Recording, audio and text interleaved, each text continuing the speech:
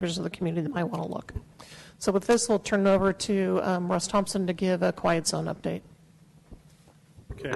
Thank you, Kathy, and good evening, Mayor and Council. So I put together some slides just to help describe what the latest is. I know this may look like a lot of information, but it was pretty easy to put together with all the past work we've done. So I'll give you a quick overview. Council certainly has looked at this quiet zone issue significantly over the past few years. In 2015, Council directed staff to establish the quiet zones prior to regular service of the SMART train, but not during the testing phase. So earlier this year, SMART has completed all of the safety improvements and is planning on still planning on ramping up their testing phase. And as we've been instructed from SMART, they still anticipate revenue service will start in December of this year. So just a quick background, the key steps to the quiet zone is first the city files a notice of intent. And this notice is submitted to the Federal Railroad Administration. It gives SMART, the rail agencies, and the California PUC a chance to review the application. And that, once it's submitted, that they have 60 days to process and give comments back to the city. And that review may establish or may come back to the city with the needs for additional improvements or other questions on the quiet zones. Once we get that information back, we should have several months to, one, coordinate with SMART and deal with any questions that the FRA may have. And we will then file a notice of establishment with the FRA. Once we file that and they confirm that all of those questions have been answered, within 21 days the horns are silenced. And so, again, we have roughly about 7 months to get through that process. So again, just a quick overview. This photo shows both the NOVATO North Station, the downtown station, and the NOVATO South Station at Hamilton. We have the north-south corridor is for the SMART project, and the east-west branch along Highway 37 is freight only. So kind of the update on what has been transpiring over the last few months. Staff has completed the field data updates for the information that gets plugged into the FRA's risk calculator that we've talked about before. We have conducted a field review where we walked all of the crossing sites with the California PUC and FRA staff. We've been communicating with Marin County and the City of San Rafael on their quiet zone applications, and we have engaged David McCrossan. He was a railroad expert. He is also being used by San Rafael. He is now looking at our application that we put together and the data, and so he's actively reviewing that package, making sure, kind of a peer review. Since we're not train experts, we retained him to go through our application and make sure that all the I's were dotted and T's were crossed.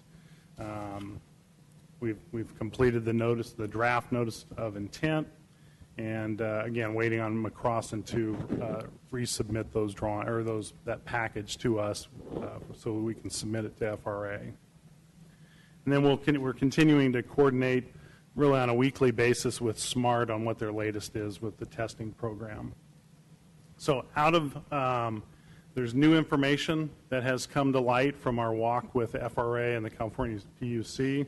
We learned, and this is new information I think to all of us, it's never been in any of the discussion, but the quiet zone cannot end at a pedestrian or private crossing or train station. So it has to be bookended by a public surface crossing or public right-of-way and railroad crossing.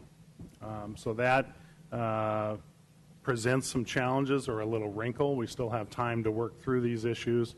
But at the South Hamilton station cannot be the southerly end of a quiet zone. So the public crossing within NOVATO would be the Hamilton Parkway crossing. And I'll talk more about that in a second.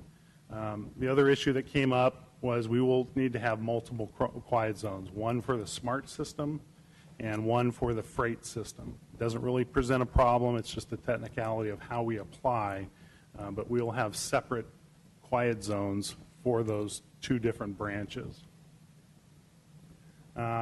So the challenge that we're working through is with the state access road PED crossing, and I've got a map later of that.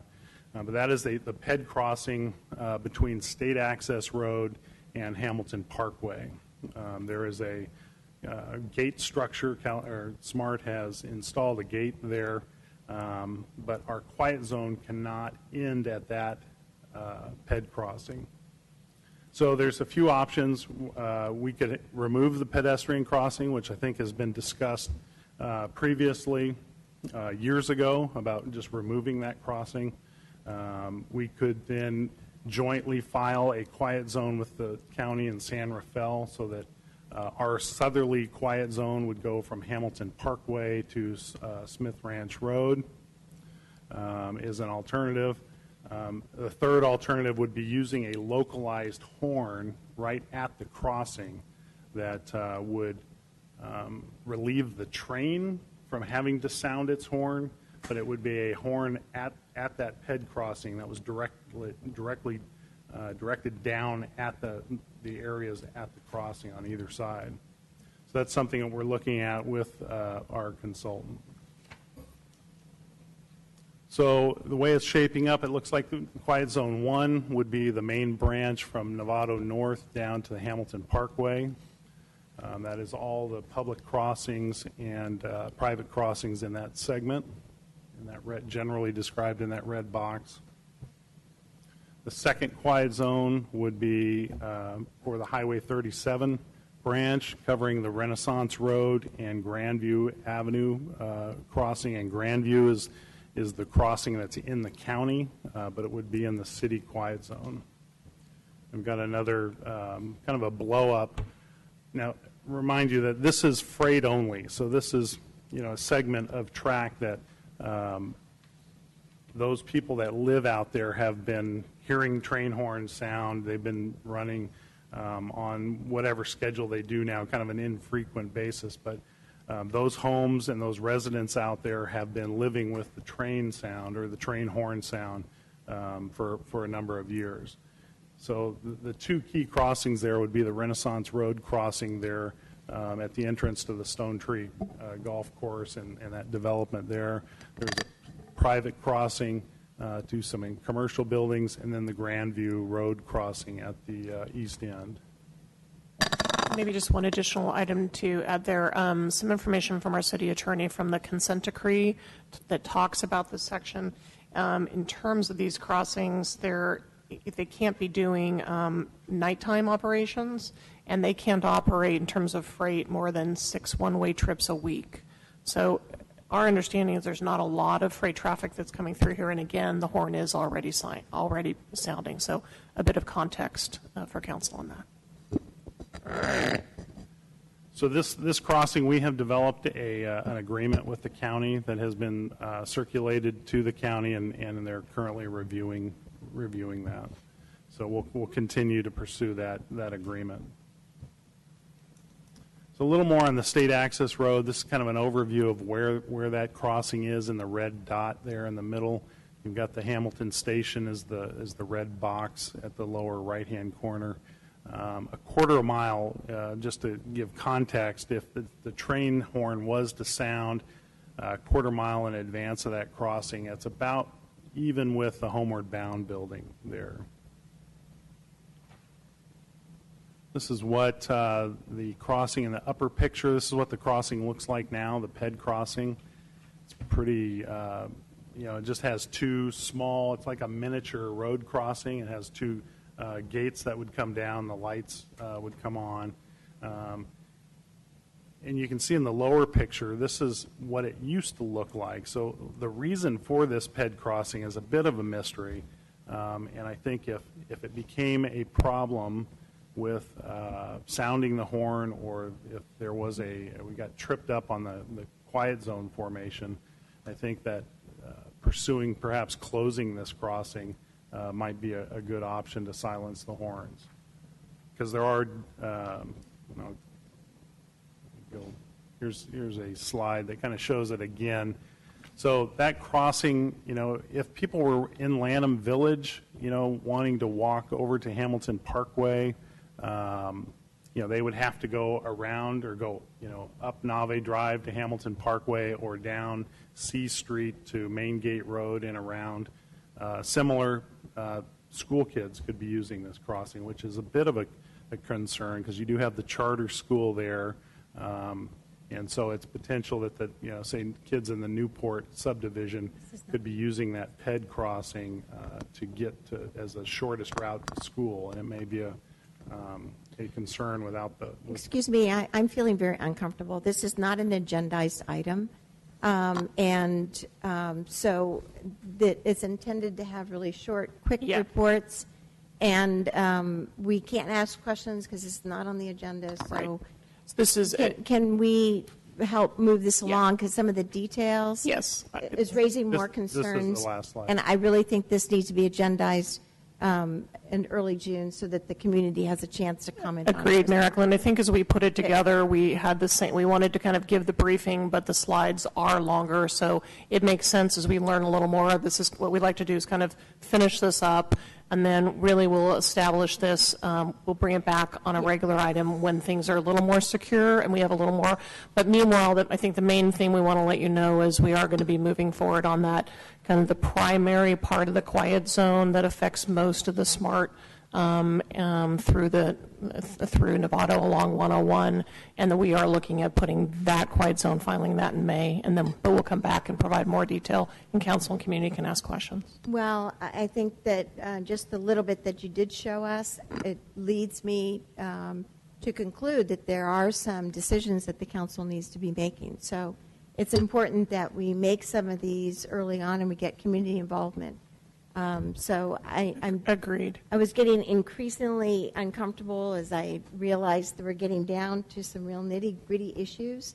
If this was agendized, I wouldn't have had any problems, but it's not. I appreciate that, and I think what we want to do is kind of preview the issues. We will come back in a formal item with council and ask for input and let community have input. So we will re-agendize this formally.